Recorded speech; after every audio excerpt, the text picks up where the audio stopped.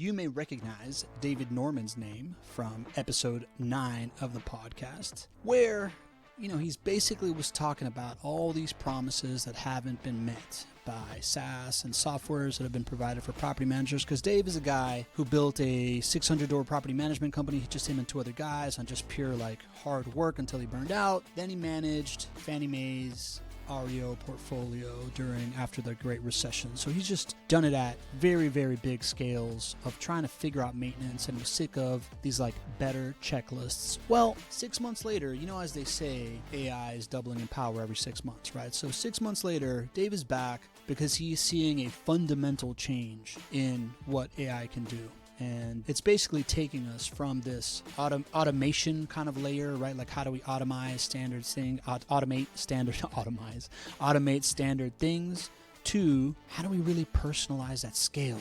And he's seeing it happening every day as the chief product guy. It's not really his title, right? He's like a chief PM. He's basically the soul of what we're trying to do and the way that we're just finding the problem. So I think you're going to get a lot of this of just how much has changed, and you can see the tone in his voice. I highly recommend you go back to episode 9 if you haven't, either before or after this, so that you see this before and after picture that is so real of AI 6 months later. Enjoy this conversation with David Norman. He's awesome.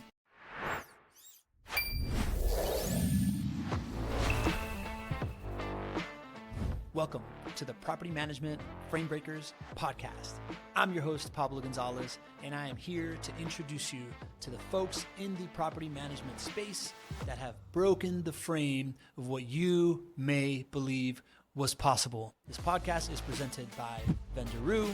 It is your all-in-one AI solution for resolving your maintenance needs. Let's go.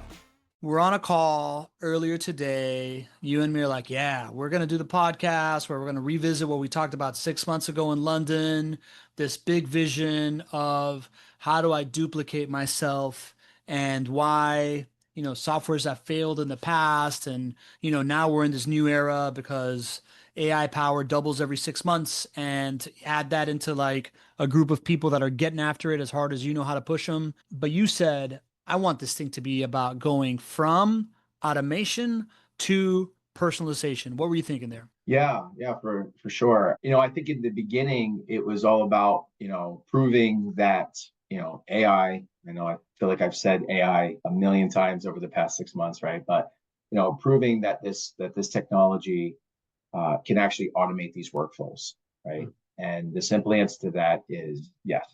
Right. And, not only can it automate these workflows, but, it's doing it 24 hours a day, 7 days a week, 365 days a year. So, it's created the property manager, our doors open from, 9 to 5 and emergency services to 24/7 outstanding customer support. Right. So that's pretty cool. Yeah. So, that was the first big part. Can it do that? But then really what kind of it opened up is this Pandora's box of everyone's rushing and going, hey, I need AI. And the biggest thing that came out of that was personalization, right? Because I don't think that there's really any industry that embodies personalization more than the property management industry, right? If I go to, Chipotle, yeah, I have 10 different ways that I can get my burrito done. But, there's a system, you stand in line, you get the bowl or you get your tortilla, right? You kind of have these limited narrow options that you kind of have. And they do a great job of creating standardization. Inside the property management industry, one of the values that we've offered to owners is basically tell us how you want us to manage your property, and we'll do that for you and try to do it at a great price so that we can offload this for you, right? That's the property manager talking to the owner. Property manager talking to the owner, right? Mm-hmm. So, so now a property manager could have, say they have 300 doors, they could easily have 70 or 75 clients that make up that portfolio of 300 doors. Some people have 1, maybe some people have 4 or 5, and everybody's a little bit different, right? Hey,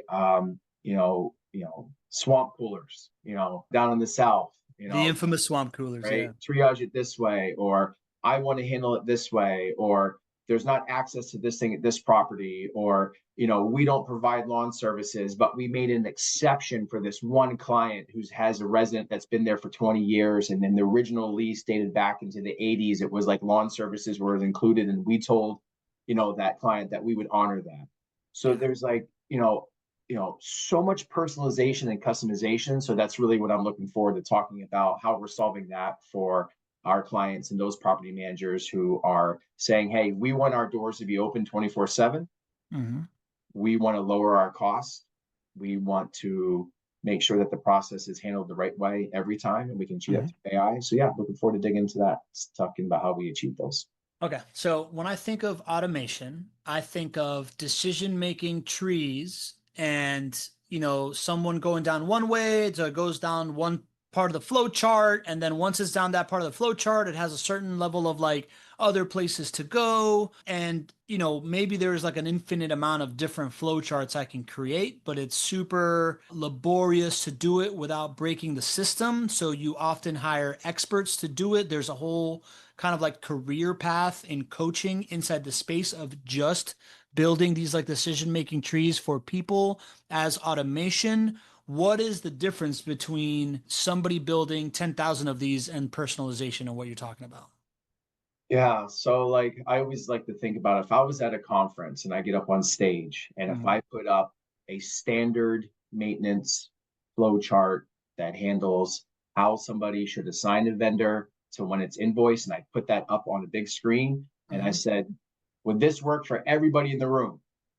And everyone would go, no, right? Because everyone's like, I do it this way and I do it that way and I want it this way and I don't agree with this and I'm the expert for this. And so, yeah, so we spent all this time with people like, creating the squares and creating the diamonds and creating the triangles and hiring people to like sit down and like, or working inside of a system that allows us to make all the connections and try to figure this out. So how that's been solved now through the beauty of what I like to call natural language, right? Let's make this easy. Okay. Mhm. Now, as a property manager, I can just sit down and in a simple text form, free language, I can just say, hey, when I assign the vendor, I want them to accept the work order in 4 hours. If they don't accept the work order in 4 hours, I would like to, I would follow up with them 3 times, once every 30 minutes. And if they don't respond, and you can just write this out and then you can just give that over to your AI, and instantaneously your AI is now creating your customized workflow.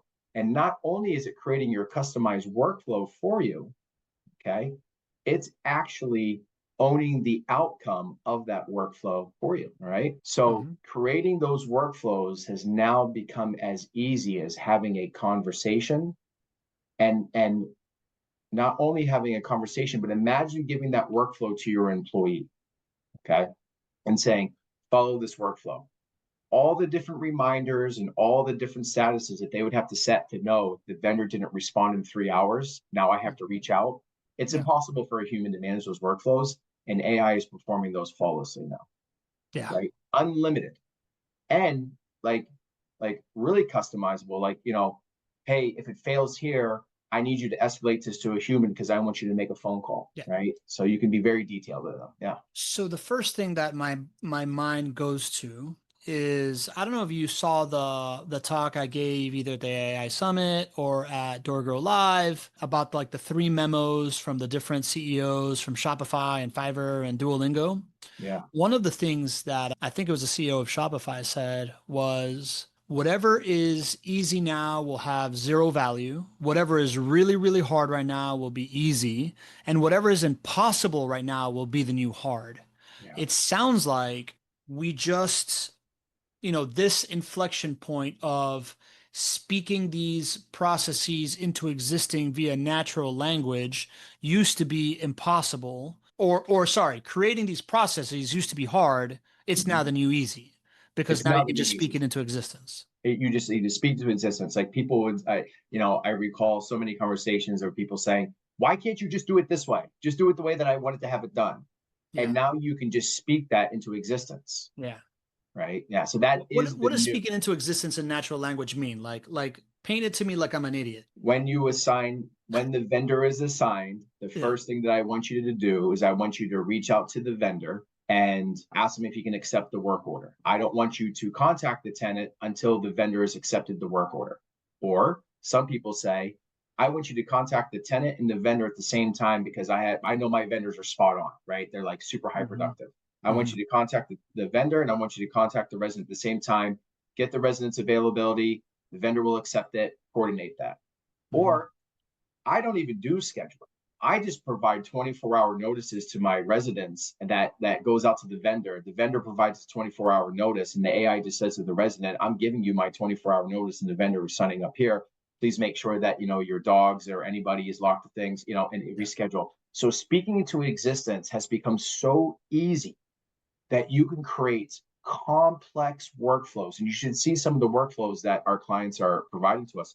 They're extremely complex, but it's not complex for them because they know how it wants to work in their mind. So we made it easy for them when they can just type it out or speak it out, and then just boom, appears. And then not only does it appear, it then is in action, right? All right. So what does that mean? So I understand, speak it out, then it appears. I'm talking to, like I'm just talking to the AI the same way that I talk to ChatGPT. The transcription shows up on screen. The AI takes that transcription, or maybe I have it written in a process. The AI takes it and boom, it turns it into like one of these like flow charts that we're all so familiar with. What do you mean by it goes into action? So now that it has the flow chart, it then executes the flow chart. So it's assigning the vendor, it's waiting 3 hours, the vendor doesn't respond, it sends a follow-up on the prompt. It says, send one more, sends one more. If the vendor doesn't respond, you want immediate escalation for a reassignment. So what's happening is that work order flows are now becoming instantaneous. You want to talk about driving down our average time to work orders. How long does it take for your VA to do a work order diving to see if whether or not a vendor has responded or if a vendor has accepted a work order? We're constantly looking for those types of data points to know who's responding and who's not. Now, the AI owns the outcome. It knows it didn't respond at this date and time. And remember, you can, or not remember, but you can also set this, it's only working during working business hours. So it's not pinging vendors in the middle of the night or residents in the middle of the night, right? You set it to your working hours. And then if the vendor doesn't respond within your set workflows and maybe 3 follow-ups in 12 hours, you have it set where then it pings a human to make a phone call or to make a decision. So in real time, that a vendor hasn't accepted a work order in 3 hours. I think about, 20 years being in this industry. At one point, I was managing 30,000 doors. And to know if a vendor did not accept the work order within real time on the 3 follow-up process, or if the resident needed a reschedule, or if the workflow broke down in real time, I could think of the efficiencies that we would have gained and the reduction in the amount of manpower that we had to push to try to find those insights. I wish I had this 20 years ago. Yeah, for sure. Yeah, big change. And then, even on top of that, well, let me just freeze you there just to like make sure that I'm understanding it correctly. So this means what you're saying is that even if you could have spoken a process into existence 20 years ago, you would still then have to go communicate that process with your team. Your team would then have to like go look at that process. When they take a call, they'd have to be referring to this process now anew, not relying on just kind of like their instinct. It slows them down. They have to learn it. They have to get better at it. They have to memorize it. Whereas right now, there is a central intelligence, right? Like an artificial intelligence, where you speak this process into existence, and 30 seconds later, you might receive a text from a resident saying that their toilet broke, and it's already following that process to a T without making a mistake. Right off the bat, you speak into existence, you put it into work, and the next work order that's coming in, it's following that process. You want to make a change, think about making a change to a workflow and then introducing that to your entire company. If you want to make a tweak, make a tweak instantaneously. The next work order comes in, everybody's following that flow. And then, Pablo, let's even take it a step further. Well, what happens if a resident responds and says, hey, listen, I'm running 30 minutes late from work. I know the vendor was supposed to be here at 1 p.m. I'm running 30 minutes behind, right? Where does that message go? How does that message get communicated to the vendor? Well, now, because you have your digital twin, right? Like you created yourself, you have your Roo assistant, It sees that that message came in from the resident, reaches out. How does that message come in? It's a text, it's a call, is it email? Text message, yeah, text message or email comes in for the resident. Hey, I'm running 30 minutes behind. That message comes in, automatically gets pinged over to the vendor. The vendor can get known, hey, he's running 30 minutes behind, and he can write back, hey, no problem. I'll be waiting for you here when I get here. And so you have real-time communications that are taking place between the residents and the vendors at all time now, right? There's no way in manual workflows that are driven by a human that you're able to have that level of connectivity or that level of communication and that level of customization happening in real time. It's actually impossible to do. Let's play devil's advocate, David. This sounds too good to be true. I'm listening to this podcast. These guys are two Vendoroo guys. They are selling me what I want to hear because I've always wanted to hear this. Sounds too good to be true. Come and see it. I don't know, All right, so just talk to me about the process of I think our product 6 months ago had a lot of that human piece in it, right? Like there was some of that. There was like people that were using AI in order to make much better decisions and do this. How were you able to flip the switch into like this thing being the driver here, man? Like what had to happen there? Describe this. Yeah, I always think about, I'm going to date myself here a little bit, but, Dr. Dre, when he said, people were hating on him because he had to lock himself in his lab with a pen and a paper, right? Like he had trying to get this damn label off. Yeah, right. Yeah. And the truth is one of the things that I love so much about working with Vendoroo is, right, we're not a third-party maintenance service. We're a solution service that is delivering, agents to the PM world, right? And it's so cool to everybody come back and to hear everybody go, hey, automation is cool, but it's got to behave and it's got to be and it's got to be personalized, it's got to be customized, and so what did it take in order to make that happen? It took a lot of humans in the beginning and to study those workflows and to have them involved and to look where the breakdowns were and really to study the human behavior. And then on the other hand, I think what people, whenever we just think AI, we think it's there. You're talking about thousands and thousands and thousands and thousands of lines of code and machine learning and training in order to allow a vendor not to work through an app, but to work through his cell phone. Okay. Because we know vendors don't want another app to have to work in. True. And to allow the resident to also have meaningful conversations through their phone, and then to be able to route and to link all those communications back to the work orders, right? So that the AI can coordinate everybody. So it took a team effort. It took a lot of failure. It took a lot of learning. It took a lot of people over these past couple of weeks. As you alluded to earlier, the speed of improvement and capability of these agents that we are working on are gaining the level of proficiency and understanding that they're gaining. It's not months, it's weeks, and sometimes it's days. And so it took time. It took willing participants from our clients. It took a lot of people in the beginning to learn. It took some really great engineers. And the end result is allowing people to speak workflows into existence. Like just that phrase is so cool. I can think it, I can write it, and I can make it happen, and it happens instantaneously. When we talked 6 months ago, I remember the main kind of like image I had in my head was the platform is like a schoolhouse. The AI is the student inside the schoolhouse. And like our engineers and you particularly are kind of like the headmaster and the curriculum and like all this type of stuff that was like helping it understand, like giving it homework to do, right? Like teaching it, giving it homework to do, and then correcting the homework so that it could come back and ace the exam later on, and then giving these exams. Is that what happened? Like, has this been like I picture your lab with the pen and the pad being you looking at like 300 decisions a day that the AI is making and giving it a thumbs up or thumbs down and then like correcting it or something like that. Is it that? Is it something different? Like is this happening? Yeah. I mean, to talk real case numbers, the last round was 6,500 human qualified decisions, right? The AI made a decision. A round is how long? A round is what, a month, a week? This last round of testing that we did, we probably took in about 14 days. 14 days. All right. In two weeks. At 2 weeks, 6,000 there's human decisions. 6,500 specific decisions Uh-huh. that we evaluated.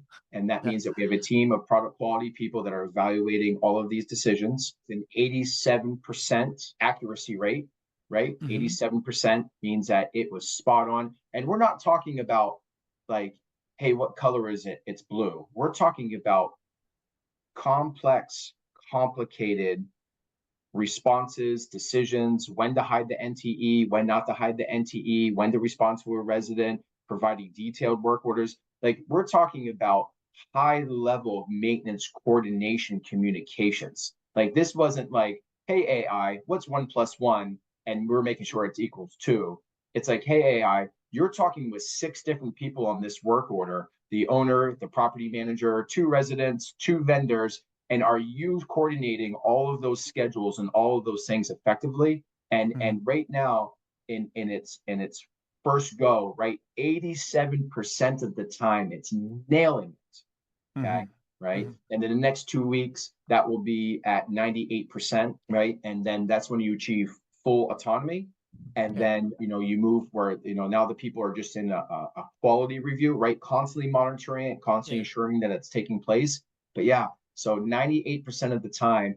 And the coolest feature too is that's coming out that it has like a, hey, I'm not quite sure about this message. I'm like 77% sure that I'm accurate here. And in Mm-hmm. those cases, it pings over to an expert and says, hey, can you just validate my decision here? I may need a little bit of coaching or training here. And I think that that's so cool. And the fact that, like that's so connected to the employee relationship. Think about a new employee that you have, Yeah. right? Yeah. And they're like, hey, I'm just not quite sure. Yeah. Can you take a check at this and make sure that I'm doing it right? Like Yeah. that level of intelligence understanding is it's exciting to see. So that's like a fine line with an employee, right? Like you want an employee that's willing to like go try to solve it themselves and then have the self-awareness to ask for help if they get somewhere, but not like bring you everything that they're not 100% sure on, right? Like how do you think how does the AI think through that? Yeah, well, I think the AI thinks through that is like you have to tell me once and you never have to tell me again. Is Okay. how the AI thinks about that, and Yeah. that's what you see, especially on we talked about workflow customizations. We really didn't talk about triage and troubleshooting customizations. Yeah. Again, if I put up on the board at a conference at NARPM and said to everybody, "This is how you triage a clogged toilet," does everybody agree? Probably 50% of the people would say, yeah, that's generally good. The other 50% of the people would have all different types of needs, right? Somebody's going to say, I don't triage clogged toilets. Somebody says, I send, I send them a plunger in the mail. Like, right. There's like this huge variation there. So, again, this transition and this switch from automation to personalization, the way that the AI is looking at it is that tell me once and you never have to tell me again, right? So there isn't this big training that property managers really have to go through. There is, I'd have to say, more of an education or a learning to say, how do I communicate effectively, just like I would with my employee the first time, so that they Mm-hmm. know how to do it the right time every time, right? So what we're seeing with a lot of our property managers is that they're actually using this opportunity. It's a real value point in their business to where they're able to like sit down and rethink their policies, right? Rethink their maintenance notes. And for example, one property manager the other day in their maintenance notes, I really like this one. They said elderly resident who's been with us for a long time, never troubleshoot or triage any work order, immediate vendor dispatch always, right? Like I just got goosebumps actually even thinking about that because I'm thinking Yeah. like now no one has to think, no one has to read notes, no one has to do anything. They spoke that into existence through their maintenance notes, and their employee, their RU maintenance coordinator, Mm-hmm. right, will carry that out every time that resident puts that in, and maybe even say something in there, say, hey, thank you, resident's name, for your 25 years of residency with us every time, right? Yeah. Like, like we're talking 5-star customer service, and that's what we aim to help this property management industry bring to their residents and to their owners. So when they're thinking that when they're rethinking their maintenance notes, is this like you sit down and now you got to spend a whole day going over every single maintenance note you've ever had? Like, what do you mean by like how are they getting like how did this person get there? Was this person were you just going property by property with somebody or like Is No, I think they just had an aha moment because when they were realizing that they could do this personalization and they were just like, hey, can I do this? And we're yeah, like, yeah. And they're like, whoa. They're like, so basically, like, yeah, yeah, yeah, yeah. as, whatever I want, I can do now, Yeah, yeah, that that reminds me of I was in the as you know, I just crossed the Grand Canyon I did and see that I was fabulous picture of you under dude, the rain it or was the beautiful. waterfall. It was beautiful, yeah. The day before, I'm with Mark Brower, and Mark's like one of these guys that's like really trying to like test the limits of GPT. So he just goes, we had all these problems, right? Before the crossing, not me and him. And he just like puts on ChatGPT and puts it on voice mode. He goes, hey, ChatGPT, like, I need you to develop a report for how you would take the cold air from the North Rim and pipe it down to the bottom of the canyon in Phantom Ranch because we're out of water and I need a full report. And I'm like, what kind of an asshole is like who has the audacity to think to ask something like this, right? And actually ask that of people, but like you would have never Googled that 5 years ago, right? Like you would never think that you could even ask that question. And yet just the ability to be like, oh yeah, there's like a super intelligence that can do anything now is like opening up our minds to, oh, okay, well now I can probably ask for this and now I can probably ask for that. And it sounds like that's what happened to that dude or lady that was just like, oh wait, this is an LD really resident. You know what I've always wanted to do with them is just like don't pass go, don't collect 200. Send somebody out there. They've been with us for 20 years, and I know that this like old person can't troubleshoot a toilet. Why put him through that? Yeah. Yeah. Where I really relate to that is I think about how many times where I was sitting as a property manager or an asset manager Yeah, and, sitting there and just thinking, how can I, influence, take everything that I want and desire in my view of customer service and penetrate that through everywhere in my business. Right. And yeah, what I needed to learn is that I needed to become a great communicator. mm, Okay. And I think that's a skill set, to your point there. To me, that off the wall request that he made yeah, actually to me is like, what an amazing communicator. He was able yeah, to take an idea and a concept, yeah, and now he knows that he has a tool that actually can speak things into existence, yeah, right? So I think as we're thinking about what does AI mean for us and our businesses, it's like I really have the ability now to dream and to think big yeah, and to rethink what is a policy, right? So if a resident is locked out of their house in the middle of the night, what do I really want to communicate with them if I was over the phone, right? mm, Right? If I was speaking to them, what would I really want to say to them, right? yeah, Am I an effective communicator? And if yeah, I can speak in natural language to my employee, my RU, yeah, I now have the ability to be an effective communicator, not just on the one work order, but on every message and on every work order. So that's where I see that the property managers that are having the most success is they're realizing they're like, well, what if I add another sentence? Oh, that got a little bit better. But what yeah, if I said this? Oh, yeah, that was really yeah. good, right? Yeah.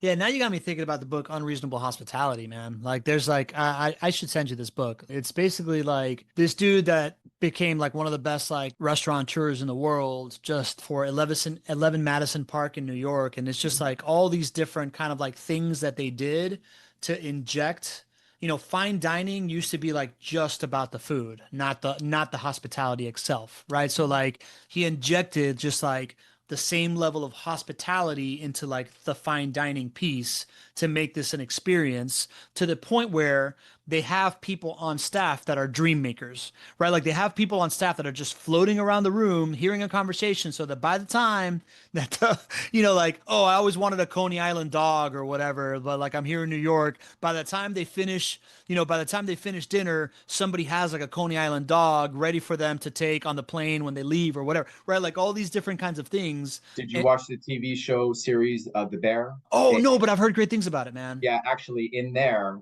his cousin had terrible customer service, and he set it up, and he actually sent him to that restaurant. They had a whole two seasons of Eleven just Park. watching on that. Yeah, so yeah, it was Interesting. really cool to see. Yeah, Yeah, yeah, yeah. So, anyways, so I just think that's truly it's truly like a frame breaking concept, right? Like, yes, what you just said, this idea, I've heard people talk about the idea that the future of property management is hospitality.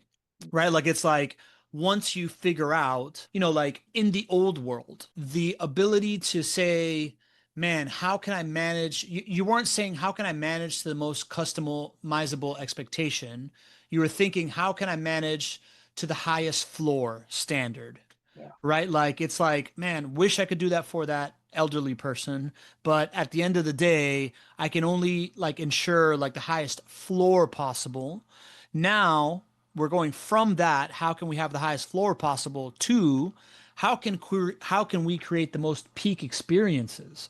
If you're able to really just like be like, oh, now I can do anything at any moment, and then like my employee will do it exactly like this depending on the situation that I tell it to, like that's a real Let me mind give maker. you, I'm going to give you two specific case examples to this part of like hospitality. Okay. Yeah. It really blew me away this week. So the first one was I was watching how Resiroo, who Hmm. handles triage and troubleshooting for our Yeah. clients, was working with this one resident. And she said, hey, listen, I'm just getting out of work and I won't be home until 10 p.m. Is that too late to send the pictures over for the issue that I'm dealing with? And Resiroo said, no problem whatsoever. I'll wait up for you and review those pictures when you get them in. And she's like, wow, most people will be in bed at that time. You're still working.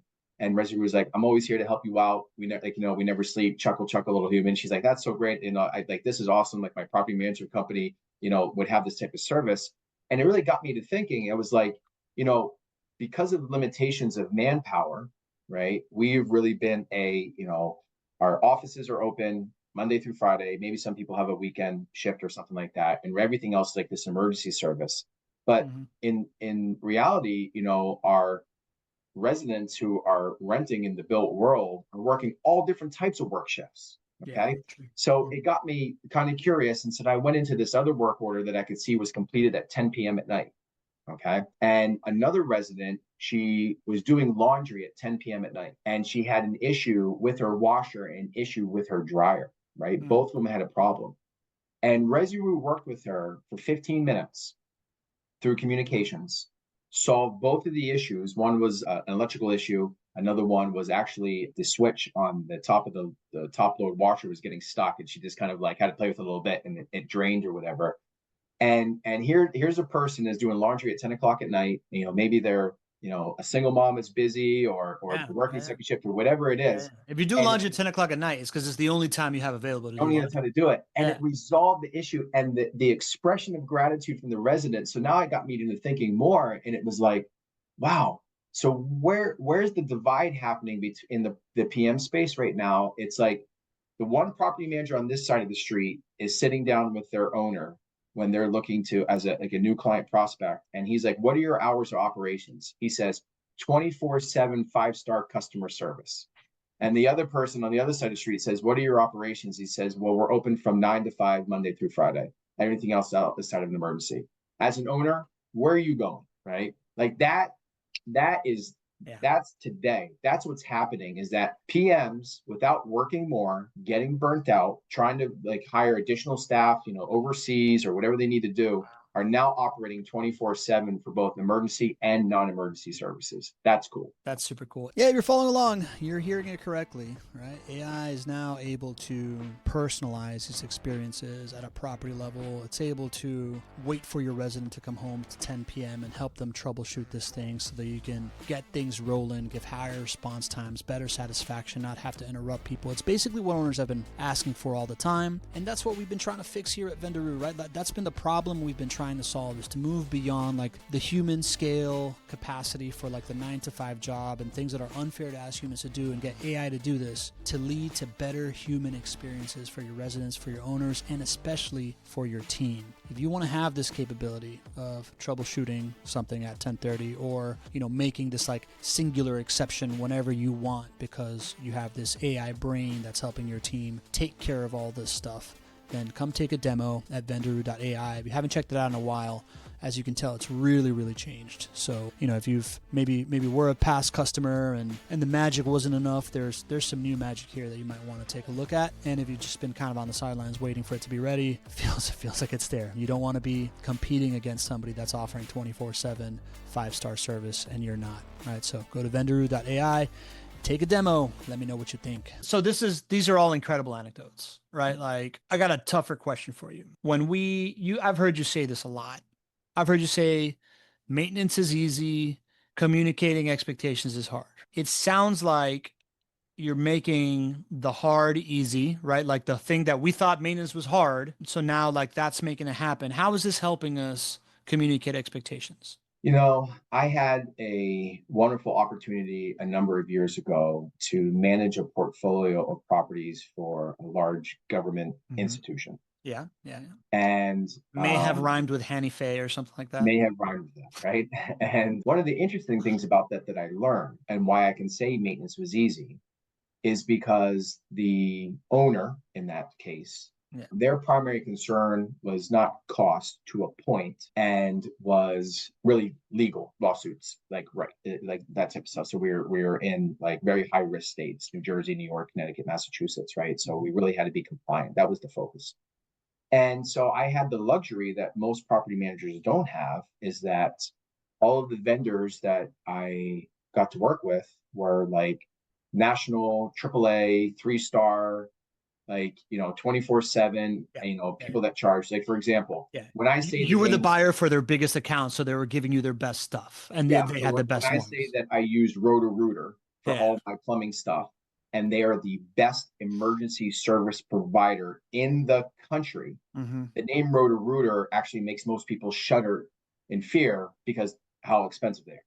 Yeah. Okay. There was no communication issues in there because you're paying for seamless automation. Yeah. Okay.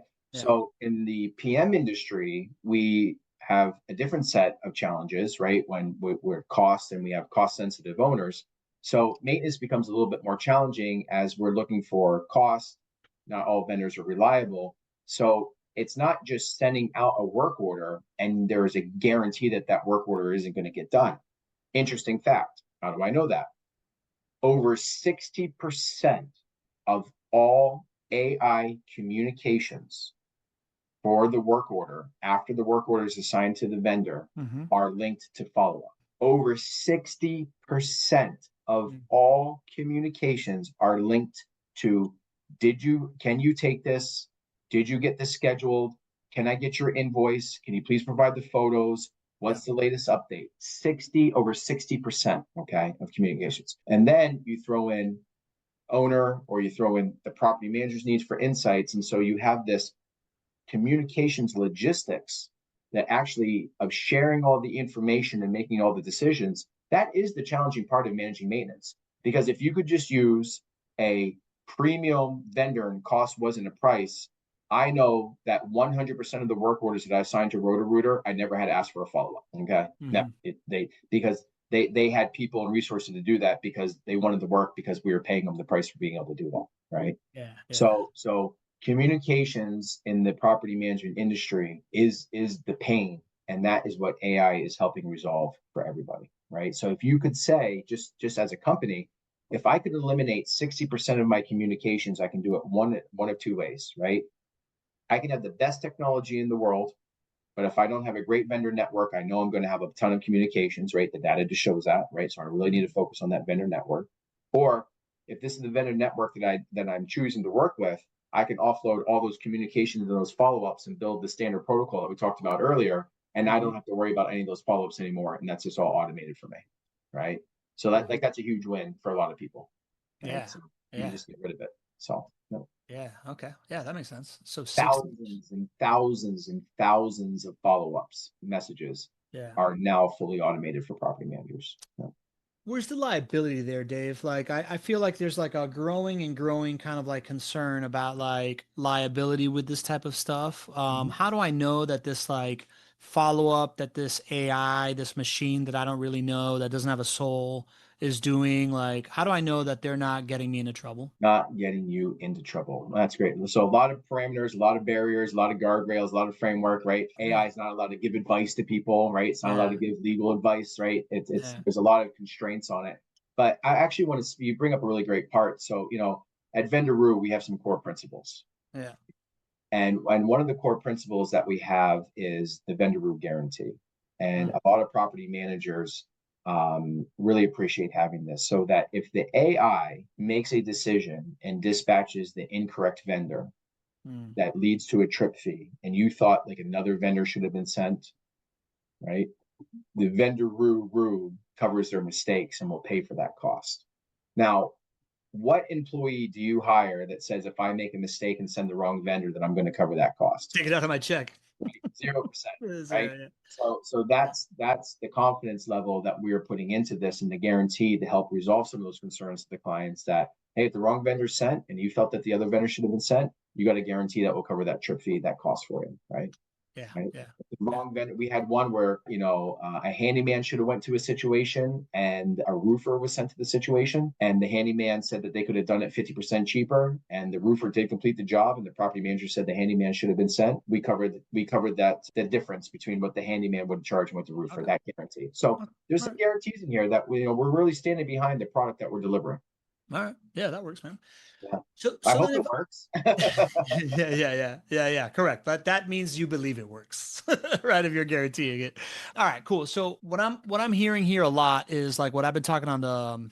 I know that you read the newsletter, right? Like I love that you love the newsletter. I don't read newsletters. I read Pablo's newsletters, and not just because you're from Vendoroo, man. I mean, you got my eye. You got my eye. That means the world to me, man. I've had at least one other person say that. Anyways, I talk, the language that I put around it is that like property management has for so long been a task-based, like the value comes from the ability to do tasks.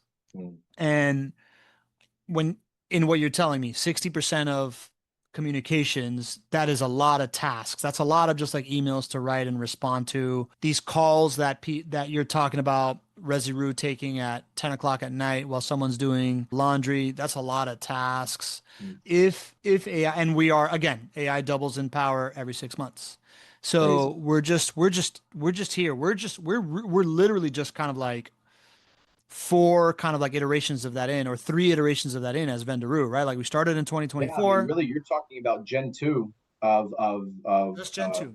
Yeah, Gen 2 of, again, the first one was, it's owning it, it's automating it. Gen 2 is about customization, right? That's not what you're seeing now. So Resiroo, Vencom, so anybody who was here, pre 4 weeks ago, and was like, hey, I get it, but I need that customization. That's how fast this is moving, right? So it's about having some of that commitment and time and understanding. I don't have to wait 2 years for a release or an update, right? So yeah, totally. So where's it going, man? Like I know that like you've talked to me, we've had this conversation around how like you think that property managers, if like all these tasks are going to be done for them, they're going to be able to provide value by like building the business around something that they really, really love instead of just like something that like people just don't want to do in themselves. Can you paint that picture for me, man? I love how you describe that. Oh yeah. I mean, maybe I'm a dreamer, but it's just the way that I operate, because I fell into this industry like many people 20 years ago. If you were ever meet me or hang out with me, I want to get to know you. I'm going to tell you stories. Actually, this thing right up here is an award that I won when I was, I think it was in middle school, for conversation specialist. I wore that. They gave it to me. Get out of here. That's a middle school award of you being Yeah, this dude. yeah, yeah. All right, I like that. That's a middle school award for Yeah. chief conversation specialist or something like that. Like, so basically, okay. I have a thirst to know and understand what makes people tick and what gets people excited to be like involved in something, right? And so I was thinking, like, like people are a lot of times are burnt out on the task, but they really have passions about other things, and they want to spend more time connecting with people. So I'm like, I could see a property manager who's like, maybe they love pets, they love dogs, right? And I love dogs, right? You love dogs, right? And what they specialize in are dog-friendly homes, right? And then in addition to their property management business, because they're not tied to that, maybe they have like a dog grooming or a dog training or a dog van that they're driving around to the different houses and providing dog sitting or dog houses. And so it's creating a community for people that are all dog lovers, right? Or maybe somebody, it's about financial literacy, right? Or maybe somebody, it's about first-time home buyers and bringing people in and helping and guiding that way. So they're spending more time on their passions versus spending more time on task management that burns people out. Like, that's what I see if we take a step away from all of this AI stuff and all of this automation that's all coming in, I really see that this door is opening, that it's like this boutique experience of people making connections with other people through things that they love in asset management, where you have the most exposure to people, right? You are dealing with their homes, you are shaking their hands in their kitchen. What a better place to be able to talk about things that you love versus like, my ceiling is leaking, and like that's your experience with them, right? What Yeah. about like, I'm so glad I had a dog that used to bite everybody and now everybody in the neighborhood loves them. I love living in my, my pet friendly property management, experience, right? Like that, Yeah. those are the stories that I look forward to seeing maybe in the next 6 to 12 months, Yeah. Yeah. I love that, man. Anything else, Dave? Anything else interesting that's like happening right now that wasn't happening before from like a mind shift standpoint? Well, I definitely think that we all know that Lisa has been stealing the show lately. Lisa's been The phone calls, receptionist Lisa. We'll see if that's still her name, right? yeah, or the receptionist, Yeah. yeah. The phone calls, just like anything, she's working some of her kinks out, but Yeah. overall, again, some cool data, right? Property managers, 80% of your phone calls have to do with leasing, right? And Yeah. people looking for, occupancy and available units. Why not get that off your plate, right? Get those leads qualified and get into you. One of the things I think that was super interesting is like our phone used to ring 120 times a day, and the next day it stopped, and people working through the anxiety of like the noise of the office, right? So Yeah. so that was super cool. But I think that the big advances that are coming, that we're looking at, that you're really going to see, is number one is education, right? Really understanding about how to speak things into existence. This is a skill set that everybody in this new AI economy is going to have to learn, Yeah. prompts and Yeah. speaking things into existence, right? Let's focus on this. And then the second part is there are some amazing things in the work regarding vendor performance, vendor assignments, vendor decisions, where, I think that some property managers are going to literally just be like, I've always dreamed about something, thinking about the way that I do when it comes to vendor assignments, and using the data you're learning and understanding to reimagine vendor coordination and vendor assignments. Be on the lookout for that this year. Little hint there. That's going to create some shockwaves through the industry for sure. We'll do another podcast in 6 months and see how much all this has improved, man. You told me that the reason why you came to Vendoroo is the mission to solve owners' failed expectations. Mm. You feel closer to that right now? I do, because the intricacies of specific processes that are tied to individual owners to the unique property. I know that was a big thing to say. Mm-hmm. Okay. A lot of syllables. Are finally being solved. And again, it goes back to this. I have an elderly resident in unit one. I don't want you to triage and troubleshoot it with her. You can bake that in now, into speak that into existence, and know that when that owner, because I know that owner is going to call up Teresa or whatever name is that's living in that bottom unit, because she's been there for 25 years, and a good owner is going to call her up, and he's going to find out how his property management company is doing to the phone call to the resident, and not always the phone call to the property manager, right? He's going Yeah. to call and say, hey, how you doing? She's been there for 25 years. And she goes, Yeah. I love it. Every time I submit a work order, they say, thank you so much for your residency. And they always send that nice guy out here and take care of me. Client for life, right? So yeah, those are the things that I'm excited about seeing that are taking place. And above all, like 24/7 5-star service, like that's going to be a new theme that you're hearing about me. Understand that your property management competition that's across the street is now operating at 24 hours and 7 days a week, and he's doing it at a third of the cost that you're doing it, and Mm. he's not getting burnt out. That's a big, like, I'm stuck on that right now. Yeah. 24/7 5-star service. I love it, dude. As you know, we have a client who's so happy with what we're doing that he wants me to create like a one pager for them to like promote the fact that they're using AI maintenance and all this stuff. And I'm literally working on that right now. And you just gave me the language for it, bro. So Well, really, really happy to good help. timing, man. Good stuff.